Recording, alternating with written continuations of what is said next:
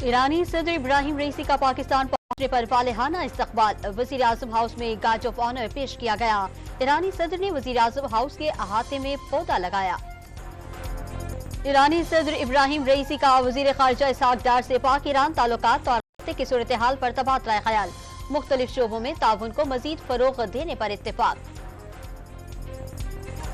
ईरानी सदर कल कराची का दौरा करेंगे। आला सतह ईरानी वफ्द की आमद पर कराची में कल आम तातील का ऐलान। निजी और सरकारी इदारों के साथ तालीमी इदारे भी बंद रहेंगे। ज़िमनी इलेक्शन का मैदान नून लीग ने मार लिया।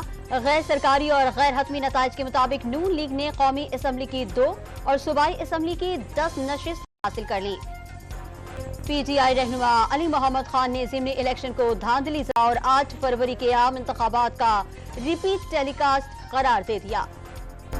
शिकस्त तस्लीम करने का हौसला होना चाहिए। अवाम ने ज़िमनी इंतखाबात में एक बार फिर नून लीग को मैंडेट दे दिया।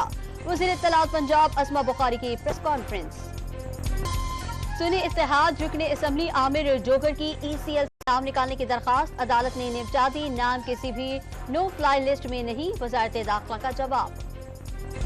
PIA की निजकारी जून के इख्तिताम तक मुकम्मल हो जाएगी। 1-2 हफ्ते में निजकारी के लिए बोलियां वसूल की जाएंगी। वजीर खजाना की वाशिंगटन में press conference. Pakistan stock exchange में तेजी का रुझान। कारोबार के दौरान 700 पॉइंट्स का इजाफा। 100 इंडेक्स 71,000 से ज्यादा पॉइंट्स की सतह उबूर कर गया। DPO सरगोदा मोहम्मद फैसल को DIG ऑपरेशंस लाहौर तैनात कर दिया गया। साबिक DIG ऑपरेशंस अली नासिर रिजवी का इस्लामाबाद तबादला कर दिया गया। महकमा दाखिला सिंध का कराची एयरपोर्ट और रेड जोन में 1000 से ज्यादा खुफिया कैमरे लगाने का फैसला। सिंध हुकूमत का दहशतगर्दी के खात्मे का अज़्म।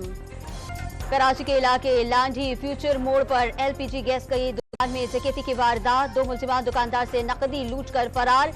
CCTV फुटेज मंजर आम पर आ गई। कराची की मलीर नदी में हर किस्म का कचरा फेंकने पर पाबंदी आयद। डंपिंग पर पाबंदी के लिए कमेटी तश्कील दे दी गई। कचरा और मलबा फेंकने वाले डंपर को पकड़ा जाएगा। 7 अक्टूबर के हमले रोकने में नाकामी पर इसराइली फौज की इंटेलिजेंस चीफ मुस्ताफी एहरून हवेला ने हमास के हमले रोकने में नाकामी का एतराफ किया था। पाकिस्तान समेत दुनिया भर में आज अर्थ डे मनाया जा रहा है। गुजरावाला और चीचावतनी में वर्ल्ड अर्थ डे पर वॉक का एहतमाम।